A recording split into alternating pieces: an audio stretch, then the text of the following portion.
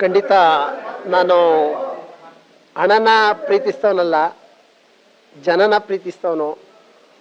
ನನ್ನ ಕಲಾವಿದರೆಲ್ಲ ನನ್ನ ಕರೆಗೆ ಹೋಗೊಟ್ಟು ಪ್ರೀತಿಯಿಂದ ಬಂದು ಜನಸಾಗರವೇ ಬಂದು ಒಬ್ಬ ಸಿನಿಮಾ ಹೀರೋಗೆ ಏನು ಗೌರವ ಮಾಡಬೇಕು ಅದನ್ನು ಒಬ್ಬ ರಂಗಭೂಮಿ ನಿರ್ದೇಶಕನಿಗೆ ಈ ಜನಸಾಗರ ಬಂದು ನನ್ನ ಕುಟುಂಬಕ್ಕೆ ಸನ್ಮಾನ ಮಾಡಿ ಇದೊಂದು ಮರೆಯಲಾಗದ ಒಂದು ಕೊಡುಗೆನ ಕೊಟ್ಟಿದ್ದಾರೆ.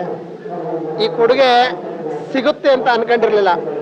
ಕೆಲವರೆಲ್ಲ ನಿರ್ದೇಶಕರಿಗೆ ಬೆನ್ನಿಂದ ಅವಮಾನ, ಜನಗಳ ಮುಂದೆ ಸನ್ಮಾನ ಅಂತಿದ್ರು. ಖಂಡಿತ ನನಗೆ ಆ ಸನ್ಮಾನ ಇವತ್ತು ಸಿಕ್ಕಿದೆ ಅಂತ ಹೇಳ್ಕೊಳಕ್ಕೆ ಹೆಮ್ಮೆ ಪಡ್ತೀನಿ ಸರ್. ಹೌದು ಸರ್, ಯಾಕೆಂದರೆ ನಾನಿವತ್ತು ಕಾರ್ಖಾನೆಯಲ್ಲಿ ಇದ್ದಿದ್ರೆ ಒಬ್ಬ ಎಂಪ್ಲಾಯ್ ಆಗ್ತಿದ್ದೆ. ನಾನಿರೋ ತನಕ ದುಡ್ಡು ಸಂಪಾದನೆ ಮಾಡಿ ಆಸ್ತಿ ಎಲ್ಲ ಮಾಡ್ತಿದ್ದೆ. ಇವತ್ತು ಇನ್ನೂ ಒಂದು 10 ವರ್ಷಕ್ಕೋ 20 ವರ್ಷಕ್ಕೋ ಮಾಡೋದನ್ನ ಈ ಜನಗಳೇ ನನ್ನ ಆಸ್ತಿ. ಇಷ್ಟು ಜನ ಬಂದವ್ರೆ ಅಂದರೆ ಅದಕ್ಕಿಂತ ಹೆಮ್ಮೆ ಇಲ್ಲ. ಯಾಕೆ ಅಂತಂದರೆ ಕೆಲವೇ ತಿಂಗಳುಗಳಷ್ಟೇ, 2-3 ತಿಂಗಳಲ್ಲಿ ನಮ್ಮ ತಂದೆ ಮರಣ ಹೊಂದಾಗ ನಮ್ಮ ಮನೆ ತ ಒಬ್ಬ ಸೆಲೆಬ್ರಿಟಿ ಮನೆ ಮುಂದೆ ಎಷ್ಟು ಜನ ಸೇರ್ತಾರೆ ಅಷ್ಟು ಜನ ಸೇರಿ ಒಂದು ಹೆಚ್ಚು ಕಡಿಮೆ ಒಂದು ಆಟೋ ತುಂಬ ಹೂನಾರ ಆಗಿತ್ತು.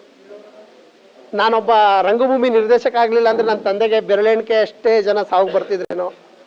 ಆದರೆ ಇಡೀ ಮಂಡ್ಯ, ಮೈಸೂರು, ನನ್ನ ನಿರ್ದೇಶಕರು, ನನ್ನ ಸ್ನೇಹಿತರುಗಳು, ನನ್ನ ಕಲಾವಿದರು, ನನ್ನ ಶಿಷ್ಯಂದಿರು ಎಲ್ಲರೂ ಬಂದು ನನ್ನ ತಂದೆಗೆ ಪುಷ್ಪಮಾಲಿಕೆನ ಅರ್ಪಿಸಿ ಕೊನೆಗೆ ಅವ್ರನ್ನ ಮಣ್ಣು ಮಾಡಕ್ಕೆ ಹೋದಾಗ್ಲೂ ಇನ್ನೂ ಬರ್ತಾ ಇದೀವಿ ಅಂತ ಬಂದು ಟಂಪಗಳಲ್ಲೇ ಬಂದು ಹೂನಾರನ್ನ ಹಾಕಿ ನನ್ನ ತಂದೆಗೆ ಸಾತ್ವನ ಮಾಡಿದ್ರು. ಇದಕ್ಕಿಂತ ನನಗೆ ಇನ್ನೇನು ಹೆಮ್ಮೆ ಬೇಕಾಗಿಲ್ಲ ಸರ್.